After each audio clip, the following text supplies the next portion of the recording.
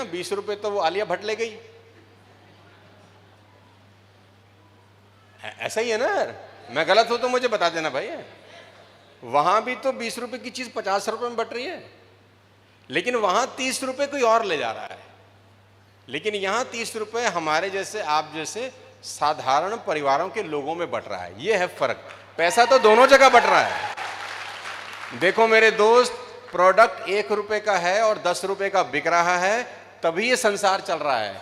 1 रुपए का प्रोडक्ट अगर 75 पैसे का बिकेगा तो संसार नहीं चलेगा ना। ये तो कॉमन सेंस है ना। इसको समझने के लिए कोई पीएचडी करने की जरूरत है कि भाई आप महंगा बेच रहे हो, सस्ता बेच दें। 1 रुपए की चीज 50 पैसे में कौन बेचेगा? महंगा ही बेचेंगे ना, तभी तो प्रॉफिट कमाएंगे। भाई दुनिया में जो भी बिक रहा है उसकी कॉस्ट से ज्यादा महंगा बिक रहा है ना। लेकिन बाकी जगह वो पैसा सिर्फ कुछ लोगों में बट रहा है और यहां पर वो पैसा आप जैसे लोगों में बट रहा है। यही फर्क है बस, और क्या फर्क है यार। प्रोडक्ट तो कॉस्ट प्राइस से ज्यादा ही महंगा बिकेगा। इस दुनिया में कॉस्ट प्राइस से कम सामान तो कोई नहीं बेच सकता ना, कि बेच सकता है कोई? एक आदमी ने मुझसे कहा आप महंगा बेचते हो। अरे सारी दुनिया ही महंगा बेचती है। 10 की चीज 12 में बेचती है, 12 की चीज 18 में बेचती है, 18 की चीज 30 में बेचती है, तभी तो प्रॉफिट आता है ना। वो प्रॉफिट कहीं और कंपनियों में डिस्ट्रीब्यूट नहीं होता, यहां पर सब में। सीधी सी तो बात है यार। और अगर कोई आपसे ये सवाल पूछे तो मैं उसको ये जवाब क्या देता था कि ऐसा कर, तू एक प्रोडक्ट बना 50 रुपए का और उसको 30 रुपए का बेचना शुरू कर दे, हम तेरे साथ हैं।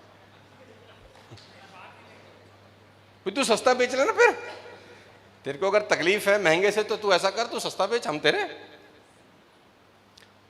और एक सवाल पीछे किसी ने पूछा था, दोस्त ने, एक बड़ा इंपॉर्टेंट सवाल था यहाँ से। शुरू वाले भी हो गए, महंगा सस्ता भी हो गए। हाँ हाँ नहीं, एक और था, एक बड़ा सवाल था कि हमारे बाल सफ़ेद नहीं हुए, ऐसा भी कोई डायलॉग था। मतलब ये सुन सुन के, ऐसे कंपनी सुन सुन के हमारा बाल सफ़ेद हो गया। क्या नाम है दोस्त? मारुति माने। मारुति भाई जब मैं नया नया आया ना तो दिल्ली के अंदर ना मुझे बड़े बुद्धिजीवी लोग मिले। बुद्धिजीवी का मतलब पता है क्या है? हमें सब पता है, हमने दुनिया देखी है, हमारे बाल यूं ही धूप में सफ़ेद नहीं हुए, जितनी तुम्हारी उम्र है उतना हमारा। ऐसे ऐसे डायलॉग हमने बहुत होलसेल में सुने हैं। मुझे उनके डायलॉग से कोई तकलीफ नहीं थी। हर आदमी का हक है जो मर करे बोल सकता है ना। मुझे तकलीफ तब पैदा होती थी जब उनके डायलॉग और बैंक बैलेंस मैच नहीं करते थे। डायलॉग के हिसाब से उसको आरबीआई का गवर्नर होना चाहिए था, डायलॉग के हिसाब से उसको आरबीआई में गवर्नर होना चाहिए था। लेकिन इस कमीने के अकाउंट में पैसा नहीं है, इसका ईएमआई बाउंस हो रहा है, स्कूटर का ईएमआई भी बाउंस हो रहा है, लेकिन इसको सब पता है और इसने दुनिया देख ली उसी स्कूटर पे। मेरी बात याद रखना, सबको कहता हूं इस पूरे हिंदुस्तान में घूम घूम के, तुम्हारे पास जो नॉलेज है ना, ये हमें सब पता है, ये वाला जो ज्ञान है, तुम्हारा जो भी ज्ञान है ना, वो ज्ञान अगर तुम्हारे बैंक अकाउंट में नजर नहीं आ रहा ना तो वो कूड़ा है। अगर तुम्हारा ज्ञान तुम्हारे बैंक अकाउंट में दिख नहीं रहा ना तो वो कूड़ा है, कूड़ा। उस पर तो आग थूक कर देना चाहिए। भाई तुम्हारी नॉलेज तुमको ही अमीर नहीं बना रही। ये डायलॉग नहीं मारने का कभी जीवन में कि हमें सब पता है। इस पूरी दुनिया में आपको सुई बराबर नोक भी नहीं पता होगा, मेरे को भी नहीं पता होगा ना यार।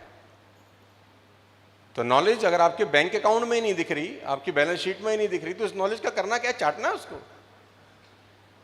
तो ये डायलॉग कोई मारे ना आज के बाद तो बोल अंकल जी बहुत कृपा हुई आपसे मिलकर, अपनी बैलेंस शीट भी दिखा दें तो और मजा आ जाएगा आज, तो और मालूम चल जाएगा आपके पास कितना ज्ञान है और बाल कहाँ कहाँ सफेद हुए हैं आपके। हाँ? अभी तो मैं बहुत शरीफ हो गया हूँ यार, शरीफ शरीफ जवाब दे रहा हूँ। मैं तो बहुत बदमाश था कि इस जमाने के अंदर। इस दुनिया में कोई ऐसा बिजनेस नहीं है जो खराब ना हो।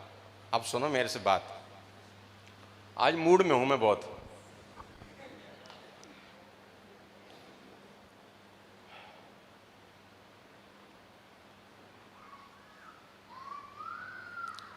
हिंदुस्तान में पेपर लीक हो जाते हैं।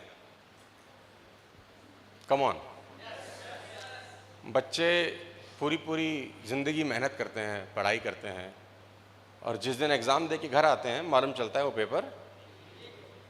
इससे बड़ा फ्रॉड है इस दुनिया में कहीं कि एक बच्चे ने 6 महीने की मेहनत करी। मान लेते हैं मेरी कंपनी में वेस्टीज में आपने 1000 रुपये का सामान लिया 1 मिनट के लिए, और वो सारा का सारा सामान नकली निकला, खराब निकला, कंपनी भी भाग गई। चल, बुरे से बुरा ये हुआ कि तुमने पैसे दिए और बाद वाले साहब ने बोला अच्छा भाई तेरे 30 पीवी का वेट था, अब मैं बुरे से बुरा कितना नुकसान हुआ? 1000 का ना। यही तो फ्रॉड हुआ ना, अगर किया भी सही हमने, चलो मान लेते हैं। अब सोचो जिस बच्चे ने 6 महीना मेहनत किया हो, 6 महीना दिन रात एक कर दिया हो, ट्यूशन का, और हमेशा थोड़ी ना मोमेंटम एक जैसा होता है कि वो कल एग्ज़ाम की तैयारी कर रहा था, एग्ज़ाम देकर घर आया, उसको बड़ी उम्मीद थी कि मेरा पेपर बड़ा अच्छा हुआ, मैं पास हो जाऊंगा, मेरी जॉब लगेगी, और रात को उसको मालूम चलता है कि भैया तेरा पेपर लीक था, तेरे को अब दोबारा देना पड़ेगा। दोबारा कब देना पड़ेगा वो पूछता है, तो बोलते ये अभी नहीं बताएंगे। अब वो बेचारा बैठा है इंतजार में कि कब मौका मिलेगा। इससे बड़ा फ्रॉड है इस दुनिया में कुछ?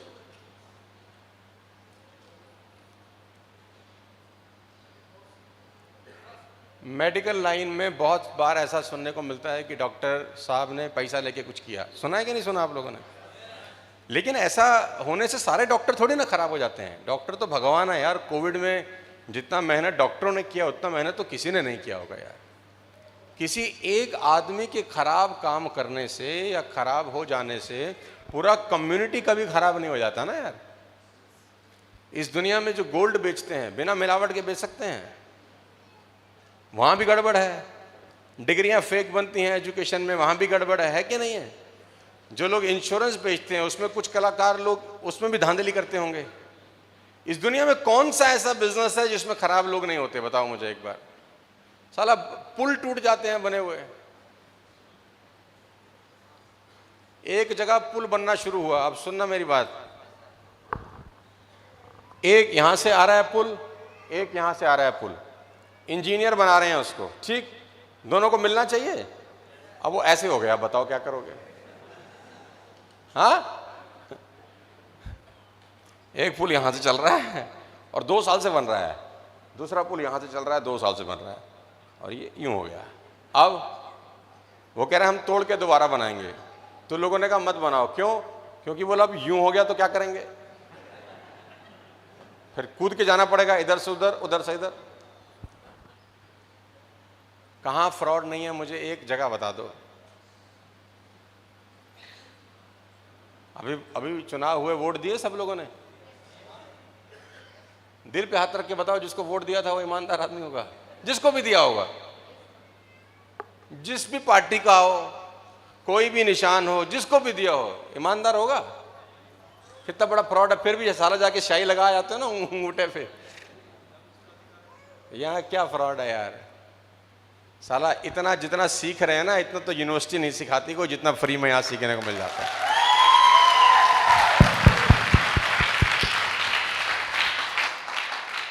तो काम खराब नहीं होते, लोग खराब होते हैं, इस बात को याद रखना। काम खराब नहीं होते, लोग खराब होते हैं। इसी हिंदुस्तान के अंदर बहुत अच्छे नेता भी हुए हैं, इसी हिंदुस्तान में बहुत अच्छे डॉक्टर्स भी हुए हैं, इसी हिंदुस्तान में बहुत अच्छे टीचर्स भी हुए हैं, और बहुत खराब लोग भी हुए। तो काम खराब नहीं है, लोग खराब है जिन्होंने उस काम को खराब कर दिया। यहां तक समझ में आ रहा है आपको? तो थोड़ा सा मैं आपको एक कदम और आगे ले जाऊं, सो दैट आपको अंदाजा हो जाए कि हम क्या डिस्कस कर रहे हैं। इंपॉर्टेंट चीज सीखते हैं यहाँ पे वो है कोई भी प्रोडक्ट को सेलिंग कैसे किया जाता है, कोई भी प्रोडक्ट कैसे बेचा जाता है, तो आप उसके ऊपर तुरंत डिस्कस करेंगे। अच्छा, उसमें साउंड का वो लगाया क्या आपने? साउंड के लिए लगाया?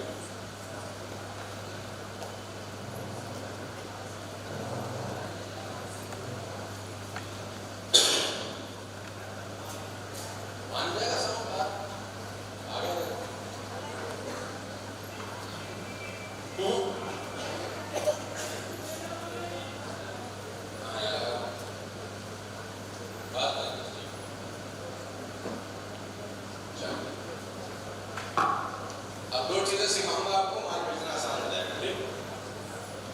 Soil products in the market बहुत इंपॉर्टेंट चीज़ है, आप सब समझ लीजिए एक बार अच्छे से।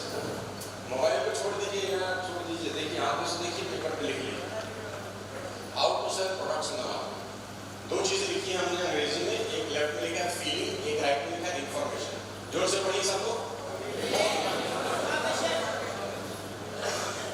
फीलिंग और मुझसे पूछो क्या सुनूंगी, आपको वेस्टेज करना आता है? मुझसे पूछो एक बार, पूछो।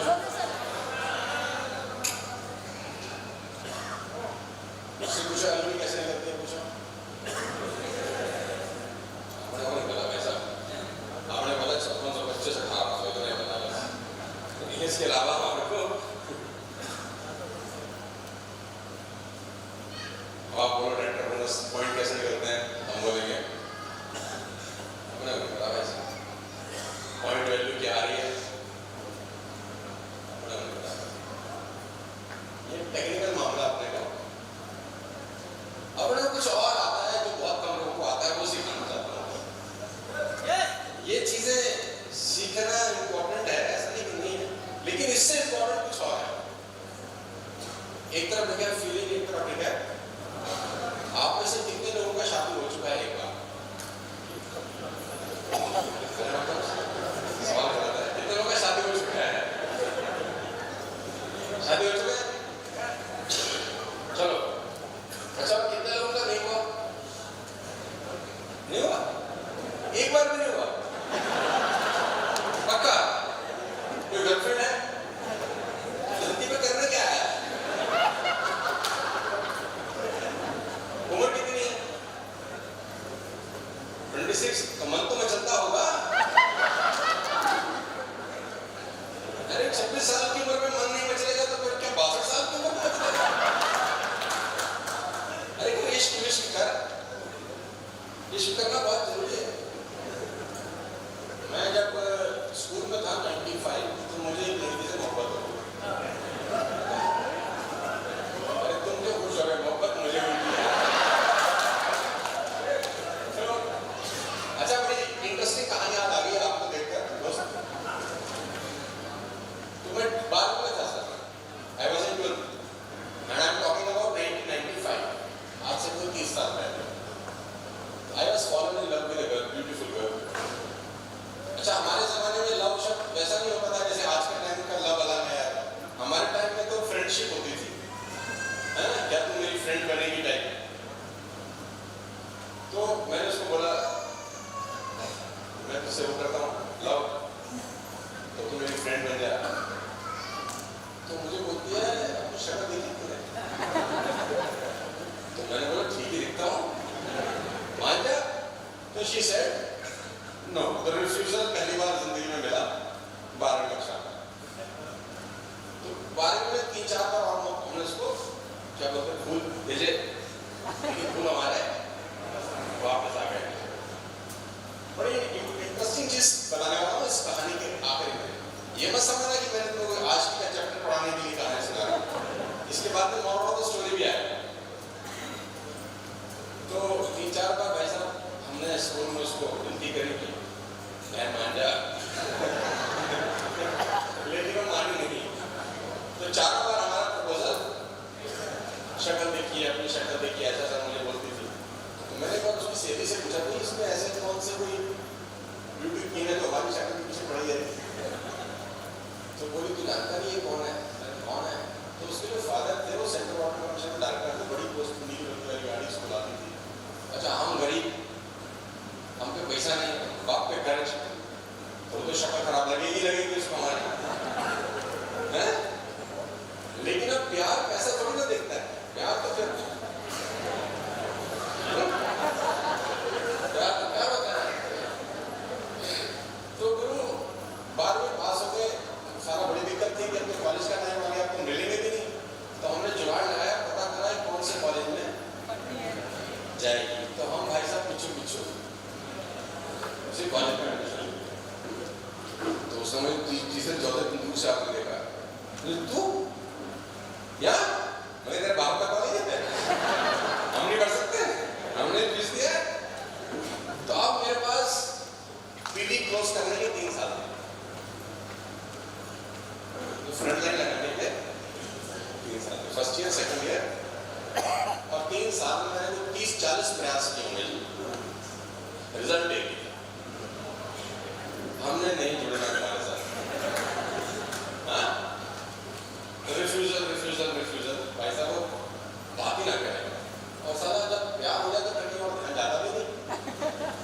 जो लोग वेस्टेज को प्यार करते हैं ना और वेस्टेज में मन से लगे हैं, उनको देखना किसी दूसरी कंपनी का ऑफर कभी नहीं आता। आप देखना, नोट करना, आप नोट करना, जो बच्चन टाइप लोग रहते हैं ना, उन्हीं के पास ऑफर आते हैं हमारी कंपनी में। ऐसा आपने नोट किया होगा, मैं अपने एक्सपीरियंस से बता रहा हूँ। अच्छा, तो 3 साल हम लगे रहे, बाद में 3 साल के बाद भैया उसको हमें छोड़ना था, हमको भी छोड़ना था, मैंने कहा अब लोग साला मामला करो। तो भाई साहब वो चलेगी NIFT बोले तो national institute of fashion technology, उसको बनना था फैशन डिजाइनर। तो हमने कहा हम भी बन जाएंगे फैशन डिजाइनर, छोड़ेंगे थोड़ी। तो उसका एडमिशन लिया, हमने पिछू पिछू, साला वहाँ पर हमारी किस्मत इतनी खराब कि वो जिस कॉलेज में लिया वो सिर्फ लेडीज का कॉलेज था। हमने कहा बेटा आपको 2 साल का उसका कोर्स, चले जिसका कोई नहीं उसका खुदा है यार। तो जिस इंस्टीट्यूट में वो पढ़ी NIFT में, साउथ एक्स, दिल्ली में साउथ एक्सटेंशन एक जगह है, उस इंस्टीट्यूट के बिल्कुल बाहर गेट पे एक चाय की टपरी होती थी।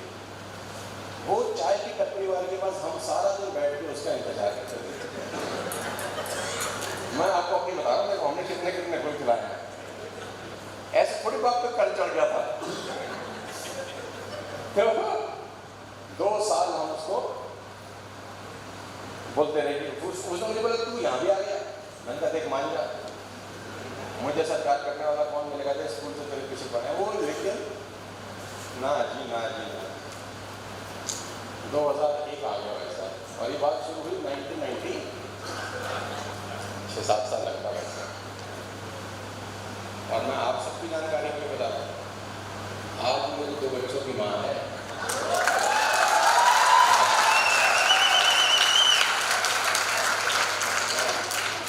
We got married in 2006. Sorry, 2006. We got married in 2006. Finally, she said yes. 2005 में उसने मुझे बोला कि ऐसा तो पागल बनता हमने देखा। तो वहाँ से मुझे डायरेक्ट सेलिंग में एक चीज़ समझ में आई, पीछे पड़े ना वो एक दिन तो आदमी हाँ खड़ी दिख रहा है।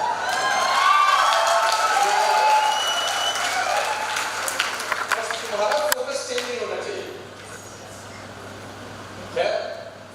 इस बात का इस स्लाइड से बड़ा इम्पोर्टेंट ज्ञान है, इसलिए यहाँ पर एक कहानी सुनाने का मन कर गया।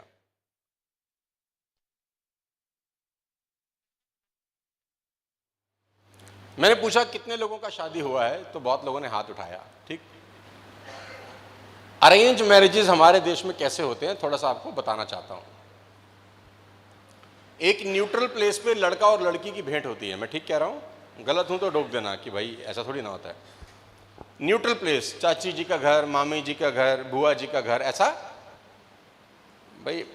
अब होटल वोटल में अब तो मिलने लगे हैं, बैंकेट हॉल में CCD मिलने लगे हैं, लेकिन पहले के टाइम में किसी के घर पे मुलाकात होती थी। लड़का बैठा है बेड पे या सोफे पे या कुर्सी पे, वो लड़की की मासी लड़की का हाथ पकड़ के लाती थी उससे मिलवाने के लिए। थोड़ा सा देखना कि आपके साथ भी कुछ ऐसा ही कुछ हुआ होगा। लड़की के हाथ में ट्रे, उसमें खाने का कुछ आइटम, लड़के के औकात के हिसाब से सर्व किया जाता है। भाई लड़का अगर स्टार है तो कम, UCD है तो ज़्यादा माल खिलाते हैं, DUCD है तो और अच्छे से सर्व होता है ना। VMCM में है तो फिर बादाम बादाम भी आते होंगे। हाँ, तो वो ट्रे लेकर मासी जी लड़की को वहाँ बिठा के खुद निकल जाती हैं कि तुम लोग आपस में बात, ऐसे ही होता है। आध घंटा दोनों बात करते हैं, आध घंटे के बाद मासी फिर आ जाती हैं। बात हो गई? हाँ जी हो गई, चलें? चलो, दोनों अपने घर। रात को दोनों के ही माँ बाप दोनों से ही पूछते हैं, और भाई कैसी रही? हाँ कर दें? आप मुझे दिल पे हाथ रख के बताओ, आधे घंटे के डिस्कशन में क्या किसी के बारे में ये फैसला लिया जा सकता है कि उसके साथ ज़िंदगी बितानी चाहिए कि नहीं? Come on. ज़्यादा से ज़्यादा दोनों ये बोल देंगे कि एक बार और मिल लेते हैं जी, समझ में नहीं आई बात, आध घंटा और मिल लो भाई, चलो एक बार और मिल लो, 3 बार 4 बार। 4 बार मिलके भी क्या समझ में आता है किसी के बारे में? यहां तो 20 साल के बाद डिवोर्स हो जाते हैं। क्यों हो गए? समझ नहीं आई जी हमको तो 20 साल के बाद। हाँ या ना? यस। लेडीज एंड जेंटलमैन, 4 मुलाकातों के बाद दोनों या तो हाँ करते हैं या ना। इस बात को हमेशा याद रखना कि वो हाँ और ना लाइफ के सबसे डिफिकल्ट डिसीजन में से एक होती है। ये अच्छा डिसीजन लाइफ बना देता है, खराब डिसीजन लाइफ तबाह कर देता है। क्यों लिए जाते हैं जानते हैं? इंफॉर्मेशन के ऊपर वो डिसीजन कभी नहीं होता कि तुम शादी के बाद नौकरी करोगी कि नहीं करोगी, साथ रहेंगे कि जॉइंट फैमिली में रहेंगे कि अलग रहेंगे। ये इंफॉर्मेशन के ऊपर डिसीजन नहीं होते, डिसीजन होते हैं पहले वाले शब्द के ऊपर। नेटवर्क मार्केटिंग का 100% बेस अगर कहीं है ना तो वो पहले वाले शब्द के ऊपर टिका हुआ है। मैं इसमें मास्टर हूं और मैं चाहता हूं आप इसमें मास्टर बनना सीखो। आपसे मिलने के बाद अगर सामने वाले व्यक्ति को अच्छा फील नहीं आ रहा ना, आप सोना भी बेचने निकलोगे, कोई खरीदेगा नहीं आपसे। आपसे मिलने के बाद अगर लड़के को लड़की से मिलने के बाद फील अच्छा आता है ना यार, तो लाइफ के सबसे डिफिकल्ट डिसीजन हो जाते हैं कि करते हैं यार, इससे बात करके मजा आया। और फील अच्छा नहीं आता तो इन्फॉर्मेशन कितनी ही बढ़िया क्यों ना हो, आप बोलते हैं नहीं यार इससे तो नहीं करेंगे, जिससे मर्जी कर लेंगे। हाँ या ना? It's not about the information, it's about the feeling. Direct selling में लोगों के फेल होने का सबसे बड़ा कारण यह है कि नए लोगों को उनसे मिलने के बाद अच्छा फील ही नहीं आता। उनकी टीम के लोगों को उनसे मिलने के बाद अच्छा फील नहीं आता। Come on. उनकी टीम के लोगों को लगता है किसके पल्ले पड़ गया। ये बड़ा इंपॉर्टेंट है यार। People are not interested in who you are, they are interested in how you can make them feel. याद रखना इस बात को। लोगों को कोई फर्क नहीं पड़ता तुम ऑडी चला रहे हो कि मर्सिडीज चला रहे हो कि जैगवार चला रहे हो, कोई फर्क नहीं पड़ता किसी को। लोगों को इस बात से फर्क पड़ता है कि तुम्हारे से मिलने के बाद उसको अच्छा लगा या नहीं लगा। जिस दिन तुमसे मिलने के बाद लोगों को अच्छा लगने लग जाएगा ना, मैं दावा दे सकता हूं तुमसे ज्यादा प्यार करने वाला आदमी मिलेगा ही नहीं कहीं। लोगों को तुमसे ही प्यार होगा कि तुमसे मिलने के बाद अच्छा लगना चाहिए। अरे हम कोई सलमान शाहरुख खान थोड़ी हैं जो मैं आपके सामने खड़ा हूं। 120 कंट्री में मुझे लोग सुनते हैं। मैं कोई ना सलमान खान हूं, ना शाहरुख खान हूं, ना आमिर खान हूं। जितना व्यूअरशिप हमारा आज सोशल मीडिया पे है, अच्छे अच्छे लोगों की ज़िंदगी में नसीब नहीं होता उन लोगों को। इसीलिए क्योंकि हमारी बात सुनने के बाद सामने वाले को अच्छा फील आता है कि यार दिल की बात बोलता है, दिल से बोलता है, दिल तक उतर जाती है यार। सारा फीलिंग का बिजनेस है ना यार। तो याद रखना फीलिंग बड़ी इंपॉर्टेंट है। एक छोटी सी ऐड दिखाऊंगा आपको, आपको मालूम चल जाएगा कि जब प्रोडक्ट बड़े बड़े महंगे महंगे बेचे जाते हैं तो वो कैसे बिकते हैं। जब हम या हमारे तरह के लोग इस तरह के ऐड बनाते हैं तो उसके पीछे मोटिव क्या होता है, देखना चाहते हैं? 3-3.5 मिनट का एक ऐड है, मैं आप सबको दिखाता हूं। सांसें थाम के देखिए। कुछ सवाल पूछूंगा फिर जवाब लूंगा आपसे, चलेगा? टीवी का ऐड है, कंपनी का नाम है सैमसंग। ठीक, आपकी स्क्रीन के ऊपर। हेलो हेलो मैम मैं सैमसंग से अमित बात कर रहा हूँ। जी अमित। आपने टीवी की कंप्लेन करवाई है? हाँ हाँ, क्या आप 7 बजे के पहले आ सकते हैं? जी जी बिल्कुल। बह चला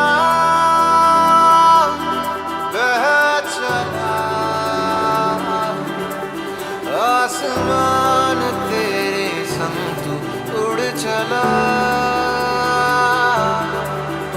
इन कल कल करती नदियों सा तू बह चला, बह चला, बह चला। मुश्किलें राहों में जो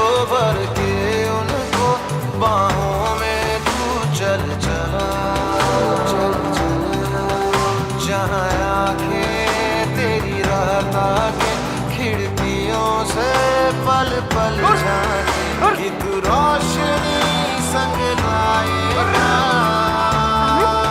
मैम थोड़ा फंस गया हूँ, बस आ ही रहा हूँ। लगता है चंदू की भेड़ा मुझसे की है, और पता है मेरी बेस्ट फ्रेंड भी।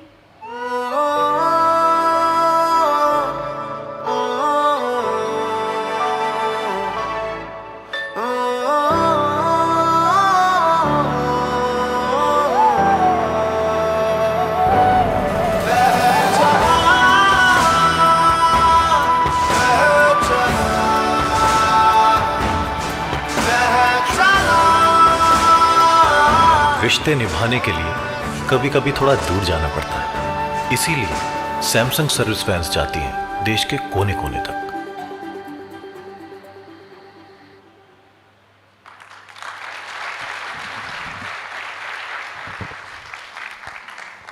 इस पूरे कैंपेन में किसी ने प्रोडक्ट सेल करने का कोशिश किया है क्या आपको? बताया है कि ये प्रोडक्ट बहुत अच्छा है, इसका ल्यूमिनेंस अच्छा है, कर्व टीवी है।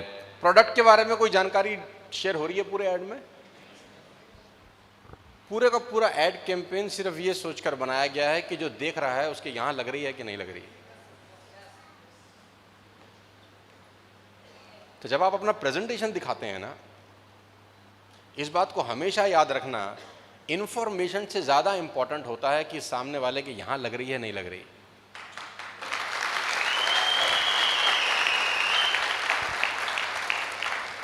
अगर आपके प्रेजेंटेशन में फीलिंग नहीं है, अगर आपके प्रेजेंटेशन में भावनाएं नहीं हैं, आप कितना ही अच्छा प्लान क्यों ना दिखाते हो, आप अच्छे प्रेजेंटेटर बन ही नहीं सकते, कभी हो ही नहीं सकता, पॉसिबल ही नहीं है। If you want to become a good speaker, आपकी बातें आदमी के दिमाग में नहीं, यहां जानी चाहिए। वाइल शोइंग प्रेजेंटेशन, जब आप वेस्टेज के प्लान दिखा रहे हो, प्रोडक्ट दिखा रहे हो, तो क्या दिखाना चाहिए? मुझसे पूछेंगे तो मैं आपको जवाब दूंगा। आप जब जब वेस्टेज का प्लान दिखाते हैं ना और प्रोडक्ट दिखाते हैं, तो प्रोडक्ट मत दिखाइए कभी भी, प्रोडक्ट के टेस्टिमनीज दिखाइए कि उन प्रोडक्ट ने क्या किया है। रिजल्ट्स बिकते हैं, प्रोडक्ट कभी नहीं बिकते। इस दुनिया में कभी प्रोडक्ट नहीं बिकता, प्रोडक्ट के रिजल्ट्स बिकते हैं। इंफॉर्मेशन से ज्यादा इंपॉर्टेंट है कि आपसे मिलने के बाद जिसने प्लान देखा है उसको आपसे मिलने के बाद फीलिंग अच्छी आ रही है या। मैं बहुत सारे लोगों को जानता हूं जो बहुत अच्छा बोलते हैं, जिनका प्रेजेंटेशन बहुत अच्छा है, उनको मुझसे 100 गुना अच्छा आता है प्लान दिखाना, लेकिन कन्वर्जन नहीं होता। क्यों नहीं होता? क्योंकि वो दिमाग से बात करता है। और डायरेक्ट सेलिंग, इस बात को याद रखना कि दिमाग वाले लोगों का धंधा ही नहीं है, ये धंधा है, अरे दिल के लोगों का ही तो धंधा है ना यार, कि मर्सिडीज कोई और लेता है, साला खुश 2000 लोग होते हैं, दिल वाला ही तो धंधा है ना। नहीं तो दुनिया में कहीं होता है कि किसी की गाड़ी लेने से कोई और खुश हो जाए। याद रखना, do not sell product, sell benefits. माल बेचने का है ही नहीं कभी इस दुनिया में, सिर्फ बेनिफिट बेचने का है। Do not sell product, do not show your income, कमाई मत बताओ, show how this income genuinely affecting your life, कि इस इनकम से आपकी लाइफ कितनी अच्छी हो वो दिखाना है आपने को। मैं बहुत सारे लोगों को देखता हूं, मेरा चेक है 10 लाख, मेरा चेक है 25 लाख। अरे किसी को इंटरेस्ट नहीं है तेरे चेक में, मैंने लिया मर्सिडीज, किसी को इंटरेस्ट नहीं है।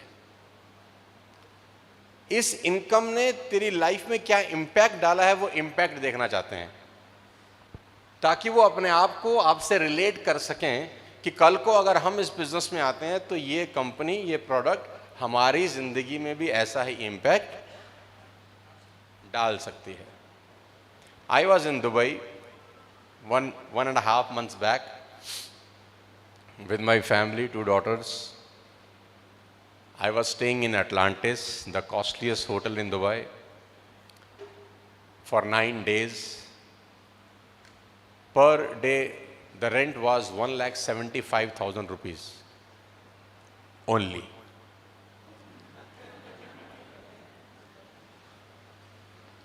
1,75,000 रुपीज़ ओनली पर डे, जिसके अंदर खाना इंक्लूड नहीं था। लंच और डिनर अपने जेब से करना था। ब्रेकफास्ट उन लोगों ने बड़ी कृपा करी हम पे कि हमें ब्रेकफास्ट करा दिया। और मैं बहुत अमीर फील कर रहा था अपने आप को कि मैं 2 लाख रुपए के कमरे में रुका हूँ। तो मेरे सामने वाला जो कमरा था, स्वीट रूम था मेरे पास, क्योंकि मेरा बच्चे भी थे, तो एक रूम में थोड़ा सा डिस्कम्फर्ट भी रहती है। तो स्वीट रूम में 2 रूम होते हैं, तो बच्चे अलग सोते हैं, थोड़ा खेलते रहते हैं बच्चे टाइप। तो मैं बड़ा अमीर फील कर रहा था। कोई 4-5 दिन के बाद मैं उसी में क्या कहते हैं जो बालकनी, वो जो होता है गैलरी, क्या बोलते हैं उसको, लॉबी से वो डोर पे की लगाता था। तो मेरे जो बिल्कुल सामने वाला स्वीट रूम था, वहाँ पर एक कपल थे, यंग कपल, कोई ऑस्ट्रेलिया के थे कि पता नहीं कहाँ के थे। तो मैं उनको मिलता था, हाय हेलो होती थी, हाय सर ऐसे हिला के। तो एक दिन मैंने पूछ लिया, वेयर आर यू फ्रॉम, आप कहाँ से हैं? तो बोले वी आर फ्रॉम ऑस्ट्रेलिया। मैंने कहा how long you are in this hotel? बोला we are here for last 2 months। अचानक मुझे अपने आप में बहुत गरीबी की फीलिंग आनी शुरू हो गई कि तू तो बहुत गरीब आदमी है, 9 दिन में ऐसा खुश हो रहा है, and they are spending holiday for the last 2 months। करोड़ों रुपए देखकर भी वो फीलिंग नहीं आती जो ये चीजें सुनकर फीलिंग आती। याद रखना मेरी बात, do not sell product, sell benefits. Do not show your income, rather show how your income genuinely affecting your life. कि आपका चेक 50,000 रुपए का जब आता है या 1 लाख रुपए का आता है, तो उससे घर क्या अच्छा हो रहा है? क्या आपने उस 50,000 की एक्स्ट्रा इनकम से कोई सोफा खरीदा अपने घर में? क्या आपने उस 1 लाख रुपए की एक्स्ट्रा इनकम से कोई टेलीविज़न अपने लिए बाय किया? उस एक्स्ट्रा इनकम से आप अपने घर में जो जो चीज़ खरीद रहे हैं, आपकी लाइफ में जो जो अच्छा होता जा रहा है, वो दिखाने का है, रादर अपना चेक बताने का। चेक नहीं बताने का है। चेक आने से जो हुआ है ना, बात समझ पा रहे हैं आप? थोड़ा समय कम है, ज़्यादा डिटेल में नहीं समझा सकता। मैं समझता हूँ मोटा मोटा आप समझ रहे होंगे, है ना? सो लेसन्स मैं आपको सबसे पहले जल्दी जल्दी बताना चाहता हूँ। समय तो कम है, लेकिन मोटा मोटा मैं 4-5 चीज़ें आपको आखिरी में बताऊंगा। आपकी स्क्रीन के ऊपर 2 ट्रेन दिख रही होंगी आपको। दिख रहा है आपको 2 ट्रेन? हाँ, लेफ्ट साइड पे है बुलेट ट्रेन और राइट साइड पे है अपना भारतीय रेल। भारतीय ट्रेन की सबसे जो स्पीड वाली ट्रेन है वो है राजधानी और शताब्दी, करेक्ट? ठीक। शताब्दी का स्पीड कोई 120 किलोमीटर प्रति घंटे के आसपास है, 120, 140, 100 ये करीब है। ठीक। अब ध्यान से सुनना, वेस्टेज में कामयाब होने के लिए आपको ये फोटोग्राफ जिंदगी भर याद रखनी है और अपने जहां शीशे में कंघी करते हो वहां लगा देनी है, रोज देखनी है, घूरना है इसको। अब ये क्या बला है वो समझते हैं। ये जो ट्रेन 120 की स्पीड से दौड़ रही है, इसके जो पीछे बोगी है, बोगी पीछे बोगी लगी है ना, जब ये लाल इंजन 120 की स्पीड पे भागता है तो बोगी भी 120 की स्पीड पे ही भागती होंगी। ये वाइट वाला इंजन जब 600 की स्पीड पे भागता है तो पीछे की सारी बोगी भी 600 की स्पीड पे भागती होंगी। दोनों ही तरफ बोगी है, दोनों ही तरफ इंजन है। एक बोगी 120 की स्पीड पे दौड़ रही है और दूसरी बोगी 600 की स्पीड पे दौड़ रही है। दोनों ही बोगियों में दौड़ने का कोई इंटेलिजेंस ही नहीं है, क्योंकि दौड़ रही हैं वो सिर्फ इंजन की स्पीड के करके।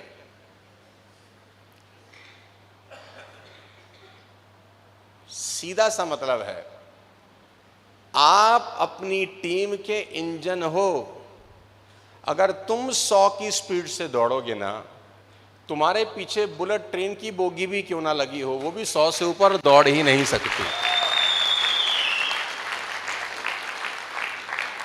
तुम्हारे पीछे बुलेट ट्रेन की बोगी लगा दूं अगर, और तुम 20 की स्पीड से दौड़ो, तो क्या बुलेट ट्रेन की बोगी 600 की स्पीड से दौड़ पाएगी? तो आपकी टीम जिस स्पीड से दौड़ रही है ना, वो आपके करके दौड़ रही है। आप मेरे से लोग मिलते हैं डायरेक्ट सेलिंग में, हमारी टीम काम नहीं कर रही। तो मैं बोलता हूं कमीने तू नहीं कर रहा।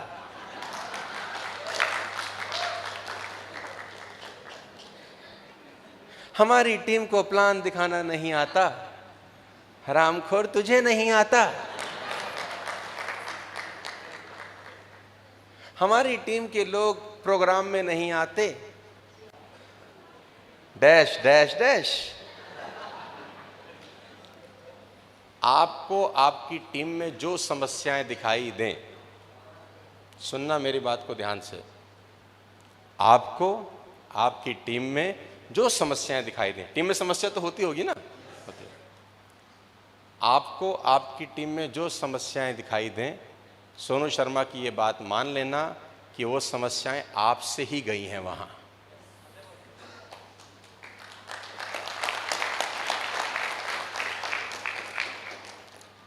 खत्म कैसे होंगी? अपने से खत्म कर लो, टीम से खत्म हो जाएंगी। मेरी टीम में कोई प्लान नहीं दिखाता, जिस दिन तुमने अच्छा दिखाना शुरू कर दिया, आपकी टीम में लोग अच्छा दिखाना शुरू कर देंगे। Organising yourself is the key. खुद को ठीक कर लेना ना। मैंने शुरू में क्या कहा, बिजनेस दो चीजों का है, पहला लीडर बनने का, और दूसरा डायरेक्ट सेलिंग में कुछ लोग ना बड़े स्मार्ट होते हैं, वो कहते हैं नीचे वाले को लीडर बना दो, हमारे बनने की जरूरत ही क्या है, नीचे वाला काम करेगा, हम माल कमाएंगे। ऐसी खुशफहमी में न जाने करोड़ों लोग शहीद हो गए एमएलएम में। ऐसा होता नहीं है यार।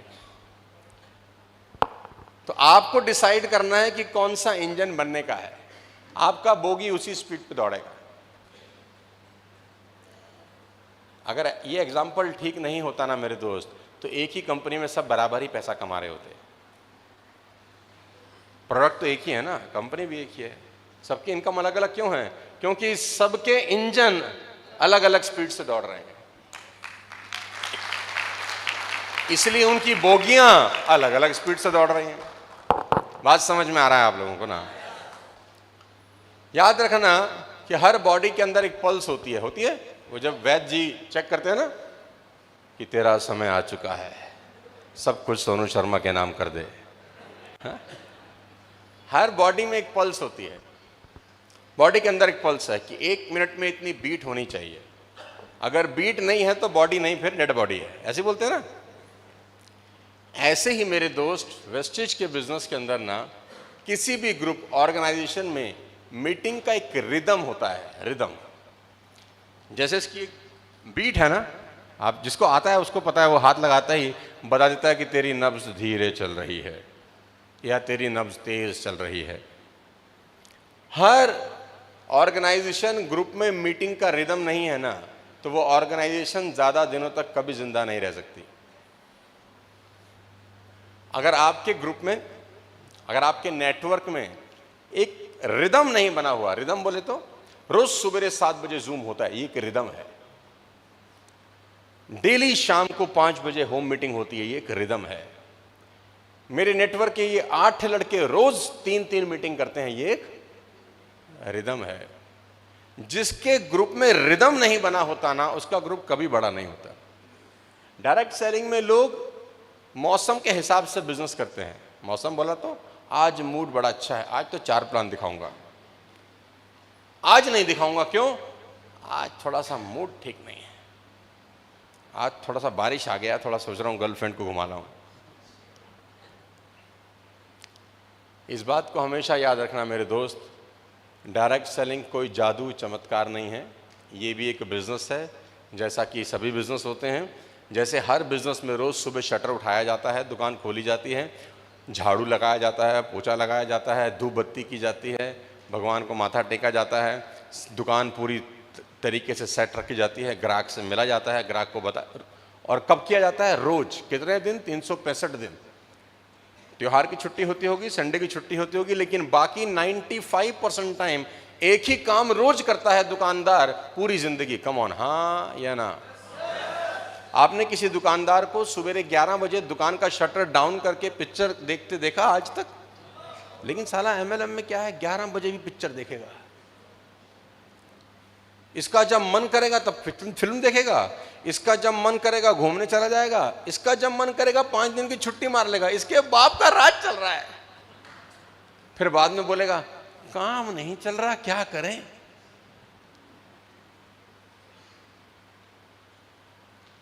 सिस्टम का मतलब यह है कि एक ही काम को लगातार करना, बार बार करना, और ये इतना बोर करने वाला काम है कि हर आदमी इसको कर नहीं पाता।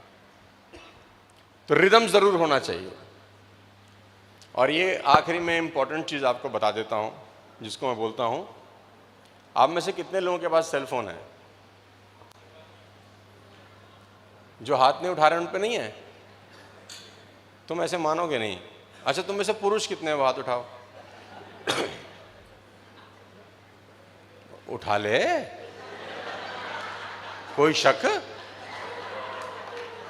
सामने देख रहा हूं नहीं उठा रहा, और ये आधा हाथ उठा रहा है, इसका क्या मतलब है कि नहीं है ना? सवाल नंबर दूसरा, नीचे करो। महिलाएं कितनी हैं? सर, एक व्यक्ति दोनों में ही हाथ नहीं उठा रहा। आप उसके पास जाके पूछो सब ठीक है,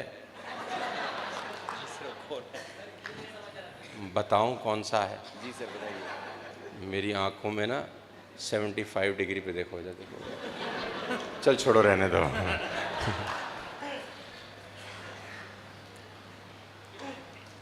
9 घंटा और 26 मिनट।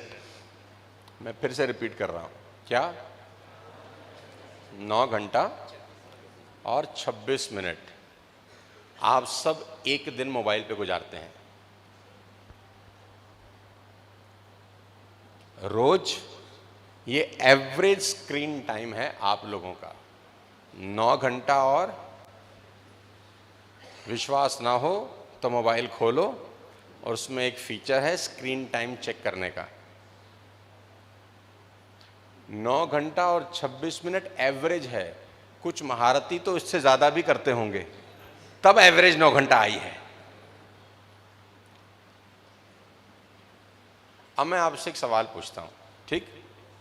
अब ध्यान से सुनना यार। मुझे वेस्टेज का बिजनेस तो अच्छा है, चलता रहेगा, हम बहुत पैसा बनाएंगे, लेकिन मैं कुछ और भी बात करने आया हूं आप लोगों से। कर लूं? देखो, जिंदगी का मकसद पैसा कमाना तो है यार, लेकिन जिंदगी का एक और बहुत बड़ा मकसद है, और वो है खुश रहना। पैसा कमा के भी आखिरी में खुश होना चाहते हैं ना यार। इमेजिन, अंदाजा लगाओ, आपके पास अनलिमिटेड सप्लाई ऑफ मनी हो।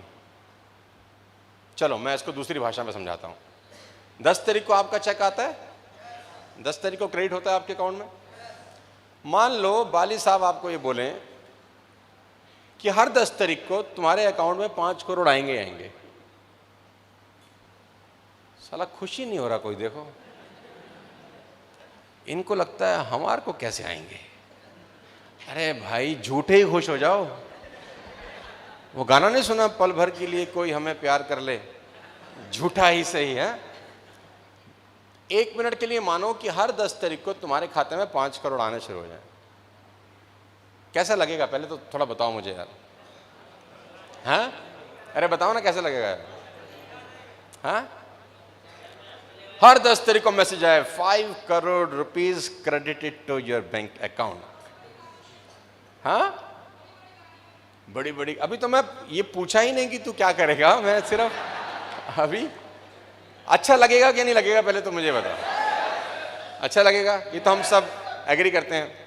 अब मुझे बताओ, उस 5, वो हर 10 तारीख को आएंगे।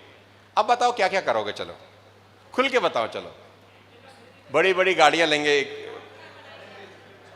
फॉरेन ट्रिप करेंगे, चैरिटी करेंगे, बड़ा घर बनाएंगे। हर महीने आना है। देखो, दुबई में विला लेंगे, इन्वेस्ट करेंगे, और बताओ, लैंड लेंगे, जमीन लेंगे, बहुत अच्छा यार। और बिजनेस बिल्ड करेंगे, एंटीला खरीदेंगे अंबानी साहब का, अरे बाप रे बाप। क्रिकेट टीम खरीदेंगे, जेट खरीदेंगे,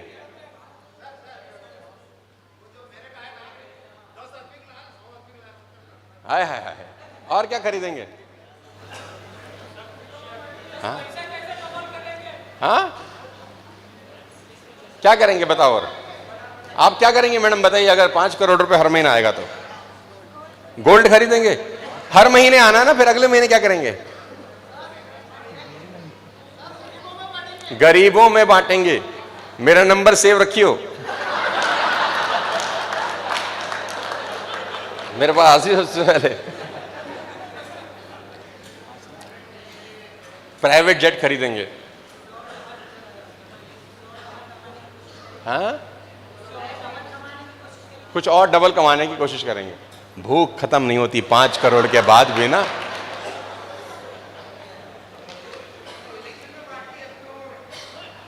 अब मैं आपको बड़ी दिलचस्प बात बताता हूं, ठीक? दिलचस्प बात, मोबाइल का स्क्रीन टाइम था 9 घंटा और 26 मिनट। अब बड़ी इंपॉर्टेंट बात समझाता हूं।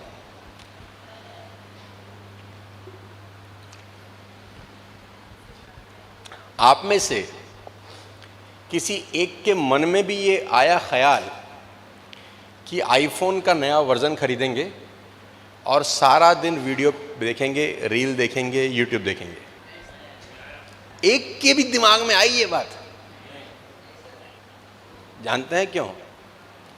क्योंकि आपको मोबाइल पे रील वीडियो देखने पे असली खुशी नहीं मिलती। आपको खुशी वही चीज करने से मिलती है जो अभी आप बता रहे थे मुझे, सब है ना।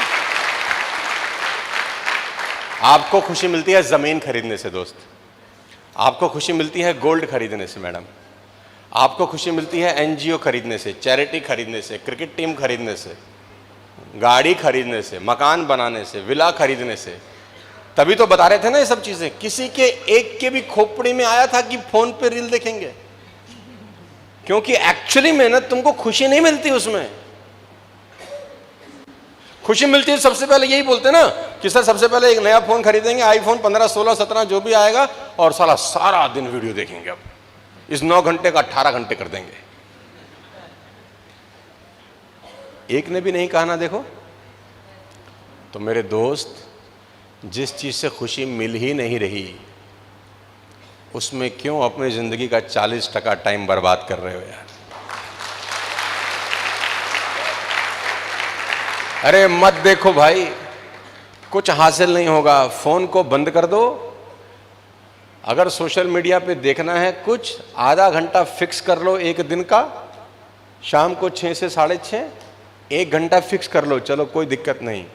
बाकी का जो 7-8 घंटा बच रहा है ना, वो बिजनेस बिल्ड करने में लगाओ, प्रेजेंटेशन देने में लगाओ, प्लान दिखाने में लगाओ, प्रोडक्ट रिटेल करने में लगाओ। 8-8, 9-9 घंटा मोबाइल में घुसे हुए हैं आप, और जिससे खुशी भी नहीं मिल रही आपको। ये मैंने नहीं, खुद ही बताया तुमने। उस 8 घंटे में बिजनेस बिल्ड करो, पैसा बनाओ, और फिर जिस चीज से खुशी मिल रही थी ना अभी जो बता रहे थे, वो करना शुरू कर दो। बात समझ में आ रहा है या और डिटेल में समझाऊं? तो switch off your mobile phones. ये दुनिया मोबाइल फोन के बिना भी बहुत सुंदर थी। अगर आप मेरे मोबाइल अभी फोन, मुश्किल से 2 घंटे का भी स्क्रीन टाइम नहीं होगा एक दिन में। मेरे मोबाइल में कोई नेटफ्लिक्स नहीं है, मेरे में कोई OTT प्लेटफॉर्म डाउनलोडेड नहीं है, कोई गाने मेरे मोबाइल में नहीं है। मेरे को फिल्म देखे साल हो गए, पता नहीं मैंने आखिरी फिल्म कब देखी थी। 83 देखी थी, वो जो कपिल देव साहब की आई थी ना, रणवीर सिंह की। तो रणवीर जी हमारे बहुत अच्छे दोस्त हैं, रणवीर सिंह जो फिल्म स्टार हैं, डी डेकॉर के ब्रांड एम्बेसडर हैं, मैं डी डेकॉर का ट्रेनर हूँ, तो हमारा मुलाकात हो जाता है। तो इसलिए देखी थी कि भैया ने कराया तो चलो मिल के देखते हैं टाइप्स। लेकिन मैं आप सबको ये बता रहा हूँ कि आपके मोबाइल के जो 6-7 घंटे एक्स्ट्रा है ना, बंद कर दो भाई। आपके लिए बता रहा हूँ, ये दोबारा मिलेगा, इंसान नहीं बनेगा, पता भी नहीं ना यार, कि भगवान का मूड किया चल इस बार बकरी बना दे इनको। ये बड़ा मैं करता है, मैं ये मैं वो। अगर आपके पास दुनिया की सारी पैसा होना, गारंटी ये है कि आप फोन इस्तेमाल नहीं करना चाहता कोई भी, तो यूज मत करिए, उसी टाइम का इस्तेमाल करिए।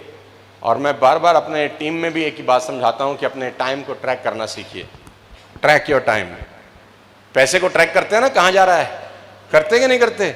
हिसाब किताब बनाते हैं ना कि पैसा कहां गया हमारा, हमारे पे तो कल 25,000 थे, अभी तो कम हो गए, कहां गया। लेजर बनाते हैं, कैश अकाउंट बनाते हैं, बैलेंस शीट बनाते हैं, प्रॉफिट एंड लॉस बनाते हैं ना।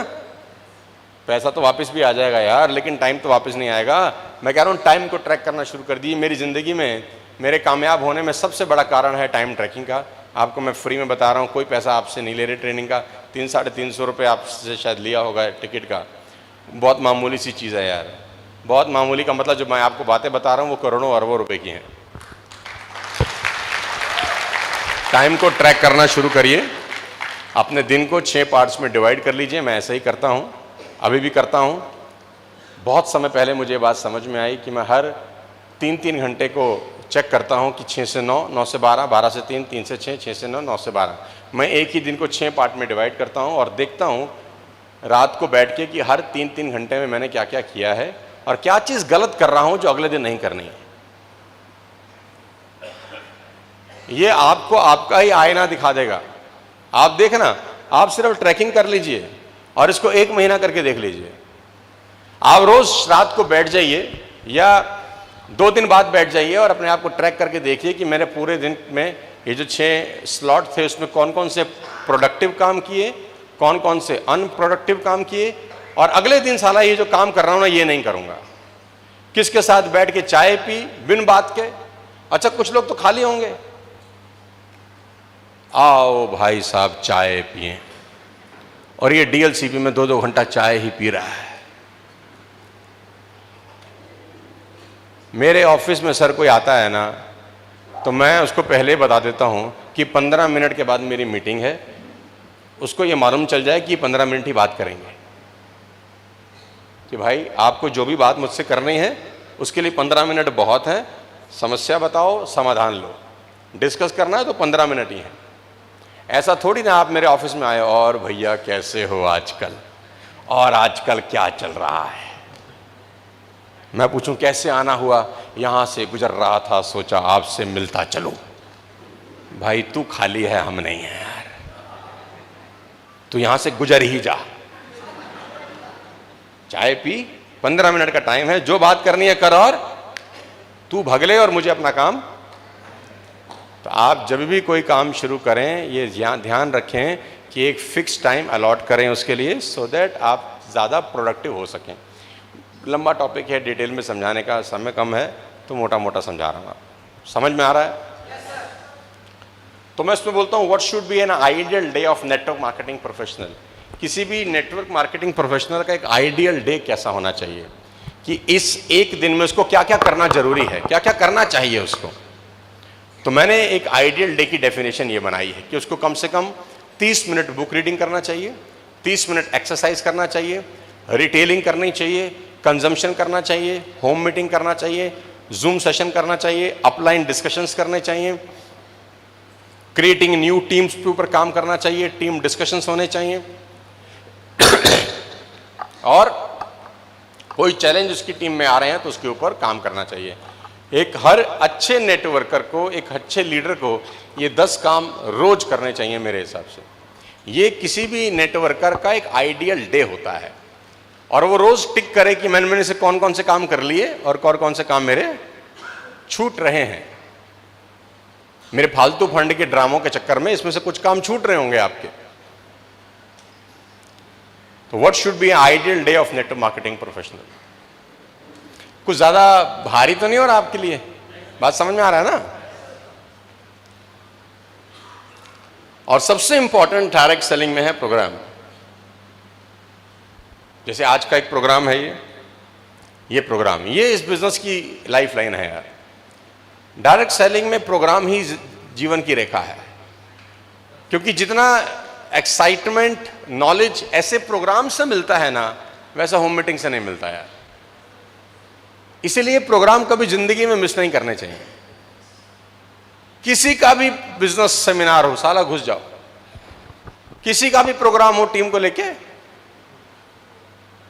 प्रोग्राम कभी मिस मत करना। Programs are life line. Program number are like blood report.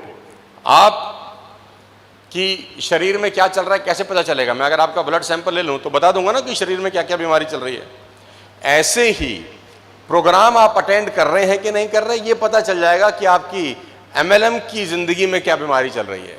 अगर आप प्रोग्राम अटेंड नहीं कर रहे, समझ लो डेड हो चुके हो। आपकी टीम प्रोग्राम अटेंड नहीं कर रही, डेड हो चुकी है। कहने को टीम है, बचा कुछ नहीं है। याद रखना मेरी बात। मेरे पास बहुत सारे लोग आते हैं, हम ये कर रहे हैं, हम वो कर रहे हैं, हम ऐसा कर रहे हैं, हम वैसा कर रहे हैं। मैं उनसे एक ही बात बोलता हूं कि तुम मुझे ये बताओ कि पिछले 2 महीने में कितने प्रोग्राम अटेंड किए और उस प्रोग्राम में तुम्हारी टीम के कितने कितने लोग गए। मुझे 2 बातें बता दो, मैं बता दूंगा कि तुम्हारा धंधा कहां जाएगा। पिछले 2 महीने में वेस्टेज के कितने प्रोग्राम तुमने अटेंड किए, तुम्हारी टीम के कितने लोगों ने अटेंड किए, तुम्हारा धंधा कहां जाएगा, मैं आज बता दूंगा। सारा का सारा खेल प्रोग्राम का है। प्रोग्राम में ताकत है बिलीफ चेंज करने की। याद रखना मेरी बात। आज जितने लोग यहां पर बैठे हैं ना, मैं दावे के साथ कह सकता हूं, गारंटी के साथ कह सकता हूं अपने 24 साल के एक्सपीरियंस से, कि आज की मीटिंग से बहुत सारे ड्यू सिटी निकलेंगे वेस्टेज में, आज की मीटिंग से। और मैं दावे के साथ कह सकता हूं। और जब आप ड्यू सिटी बन जाएंगे तो इस बात को याद करना और आप बोलोगे कि वो प्रोग्राम था जिसने बिलीफ चेंज कर दिया।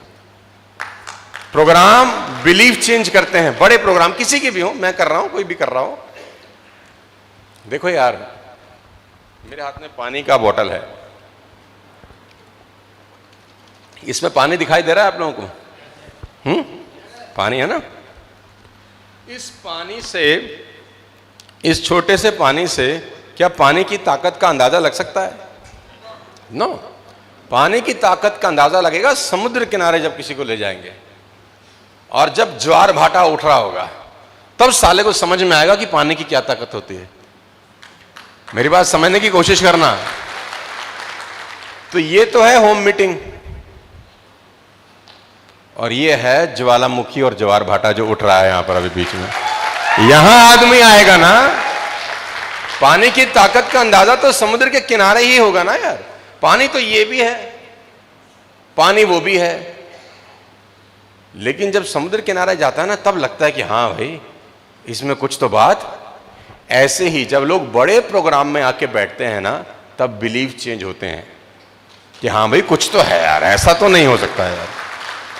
क्योंकि कभी कभी जिस व्यक्ति ने जोड़ा होता है ना किसी डाउनलाइन को, तो जोड़ने वाले व्यक्ति का ही बिलीव नहीं होता। कभी कभी एक बहुत बढ़िया आदमी किसी लल्लू लाल के नीचे लग के खराब हो जाता है। और अक्सर मैंने देखा है जो बहुत बड़े लीडर बनते हैं उनकी अपलाइन लल्लू ही होती है।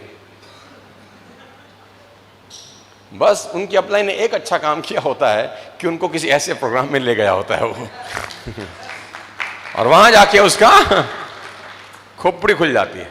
बात समझ में आ रही है तो बोलो हाँ। तो जीवन में कुछ भी कर लेना, प्रोग्राम मिस नहीं करना, ठीक। Program have the power to change belief.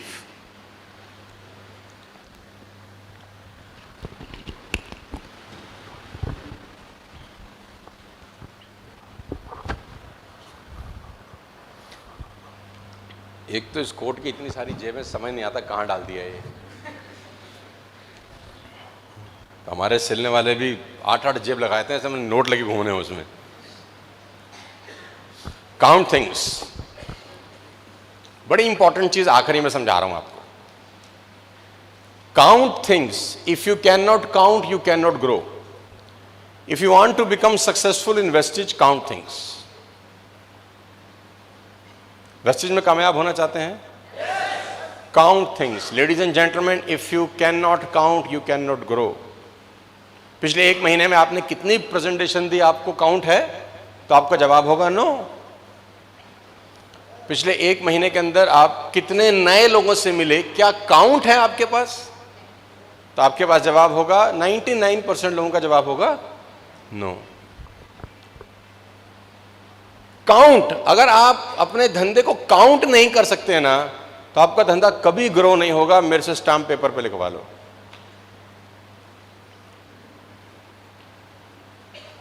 मैंने आपका ब्लड सैंपल लिया, ब्लड सैंपल लेने के बाद रिपोर्ट आई और रिपोर्ट में नंबर लिखे होते हैं। Come on, haemoglobin 10, uric acid 1.2, number होता है कि नहीं होता? हाँ। अब वो डॉक्टर जब वो रिपोर्ट देखता है तो रिपोर्ट देखने के बाद दवाई देता है, और दवाई देता है 1 महीने की, और 1 महीने के बाद बोलता है कि दोबारा आना, टेस्ट करा के मैं दोबारा रिपोर्ट देखूंगा और फिर बताऊंगा कि तबीयत तुम्हारी ठीक हुई या। तो अगले महीने तुम जाते हो वो रिपोर्ट लेके, अब वो रिपोर्ट पे नंबर ही तो चेक करता है ना कि हीमोग्लोबिन 10 था, 12 हुआ कि नहीं हुआ, यूरिक एसिड बढ़ा था, कम हुआ कि नहीं हुआ। क्या चेक करता है डॉक्टर?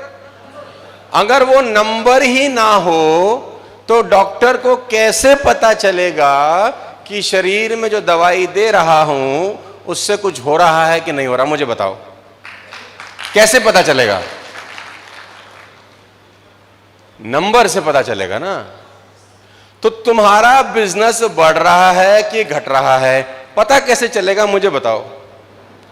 नंबर से पता चलेगा कि भाई तुम पिछले हफ्ते 5 प्लान दिखाए थे, इस हफ्ते तुमने 8 कर दिए, पिछले हफ्ते 10 दिखाए थे, इस हफ्ते तुमने 16 कर दिए। नंबर है ना। अगर आप काउंट नहीं कर सकते ना अपने काम को, आप मेरे से पेपर पे लिखवा लो, तुम 1 साल का काम 20 साल में करने वाले हो। जो काम 1 साल में हो सकता था तुमने 20 साल लगा दिए उसके। सिर्फ काउंट करो, चेक करो कि इस पूरे महीने में, सितंबर का महीना है, कि मैंने टोटल कितने प्रेजेंटेशन दिखाए, मेरी टीम में कितनी होम मीटिंग हुई, मेरी टीम में कितने लोग पार्ट टाइमर हैं, कितने लोग फुल टाइमर हैं। हर चीज का होना चाहिए नंबर, हर चीज का होना चाहिए। अपने को करना क्या है? नंबर इंप्रूव करना है। नंबर इंप्रूव हो गया तो पैसा इंप्रूव हो जाएगा, नंबर इंप्रूव नहीं हुआ तो पैसा इंप्रूव। काउंट करना। डायरेक्ट सेलिंग 100% प्रोफेशनल लोगों का बिजनेस है भाई साहब। लेकिन सुनना मेरी बात, डायरेक्ट सेलिंग 100% प्रोफेशनल लोगों का बिजनेस है, लेकिन दुर्भाग्य ये है कि इसमें 99% चिंदी चोर लोग घुस जाते हैं और वो गाना गाते हैं, मैं चाहे ये करूं, मैं चाहे वो करूं, मेरी मर्जी। और यही लोग जब 4 महीने के बाद छोड़ देते हैं तो दुनिया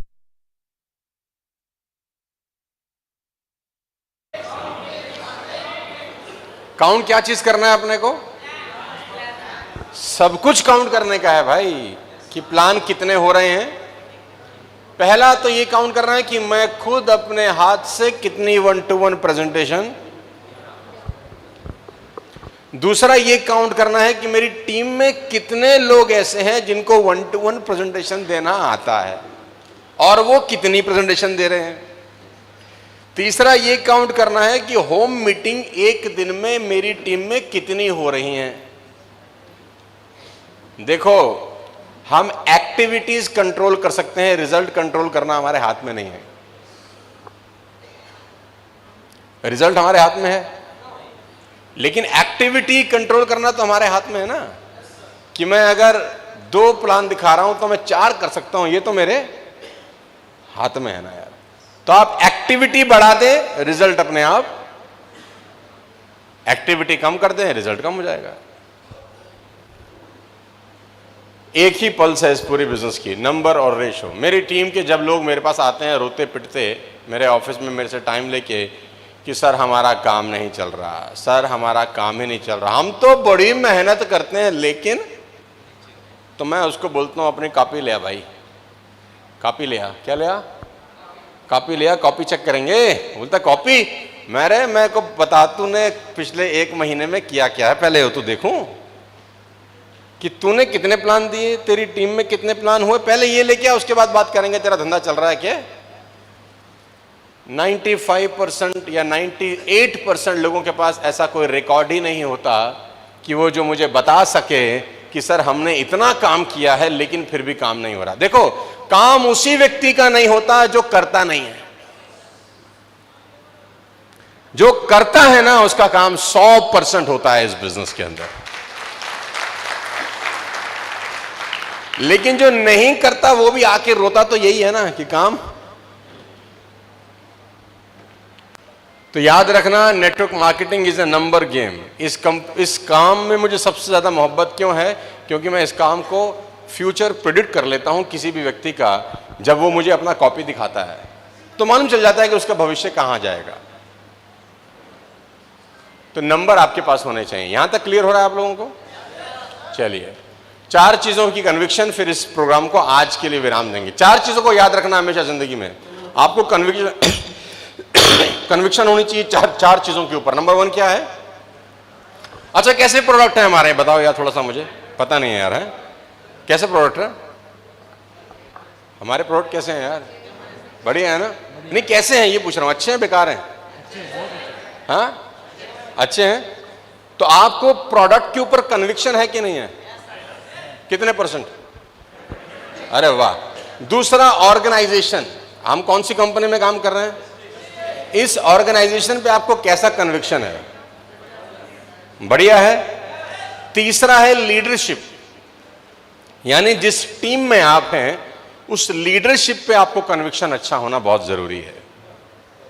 आपको आपकी लीडरशिप पे कन्विक्शन है? हाँ। चौथा सबसे इंपॉर्टेंट है, अगर आपको कंपनी पे भी है, प्रोडक्ट पे भी है, लीडरशिप पे भी है, लेकिन साला खुद पे भरोसा नहीं है ना, तो बात 4 चीजों पे कन्विक्शन होना चाहिए। प्रोडक्ट, ऑर्गेनाइजेशन, टीम और खुद पे। फंडा क्लियर हो रहा है? विश्वास नहीं तो विनाश।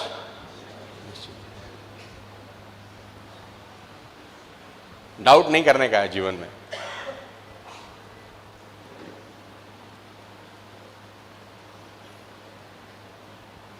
अभी 5 करोड़, 3 करोड़, 2 करोड़ क्लब चल रहा है, आपको पता कुछ? हाँ, आप लोग कर रहे हैं उसके ऊपर काम? हाँ, पक्का? कितने लोग क्वालिफाई करने की होड़ में लगे हैं? अच्छा, बाकी लोग ताली बजाने हैं? चलिए, जाते जाते सबसे डायरेक्ट सेलिंग में सबसे कामयाब होने का सूत्र सबसे आखिरी में देके क्लोज करते हैं।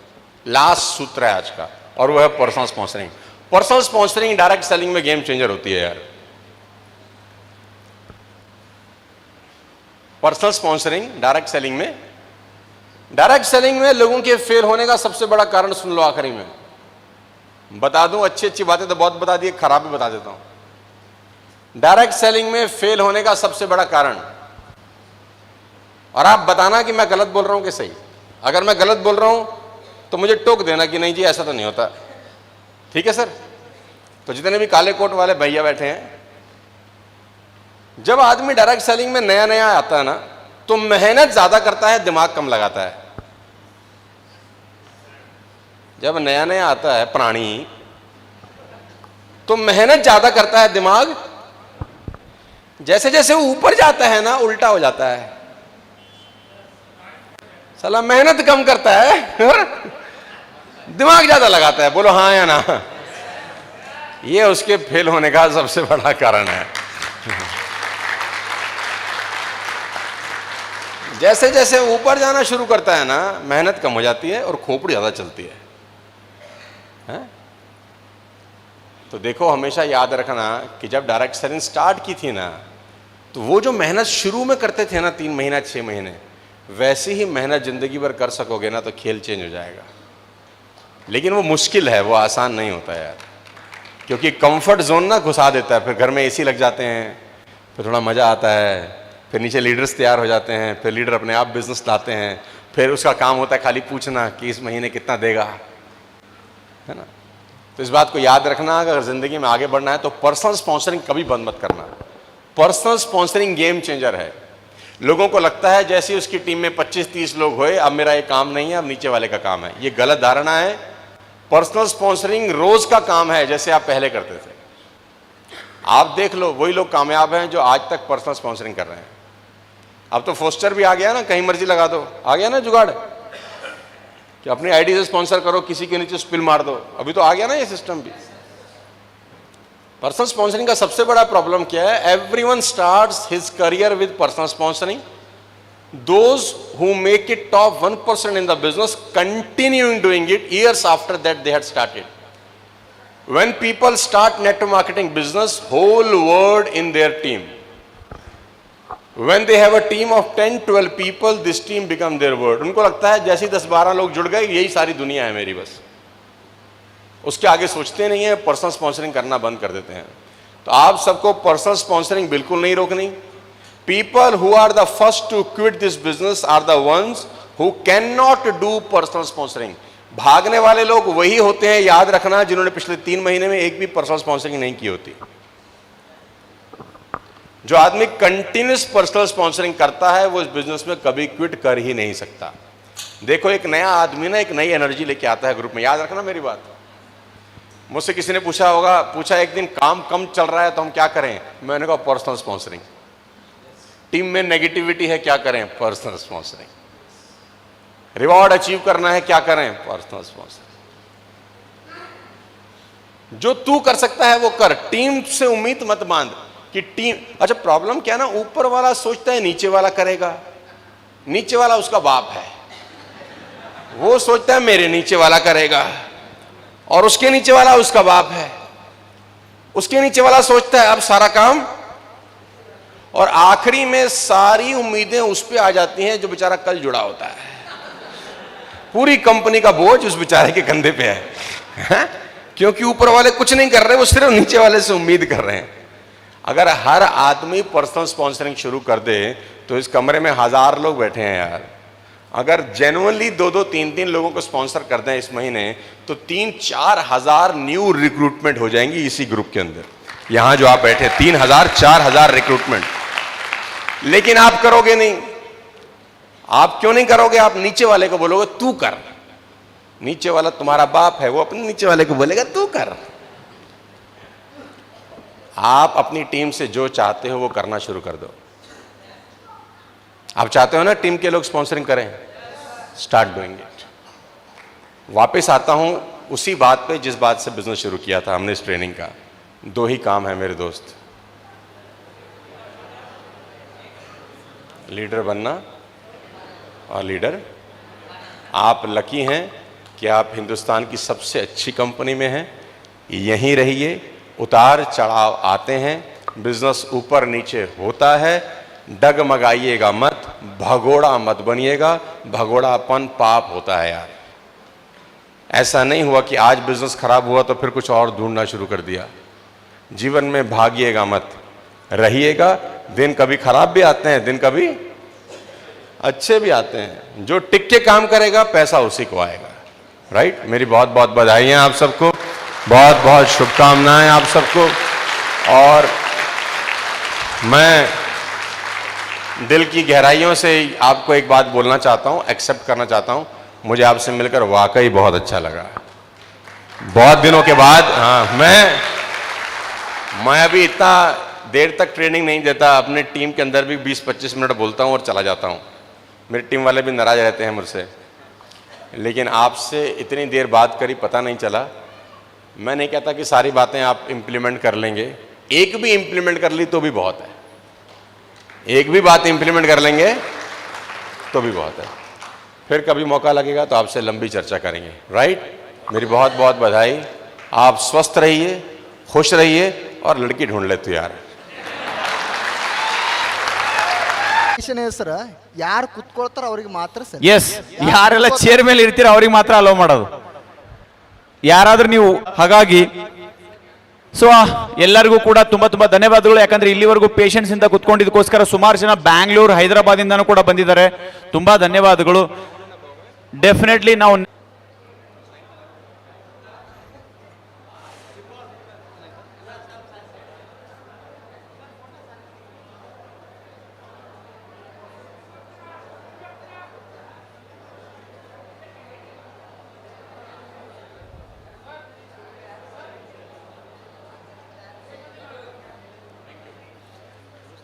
So thank you all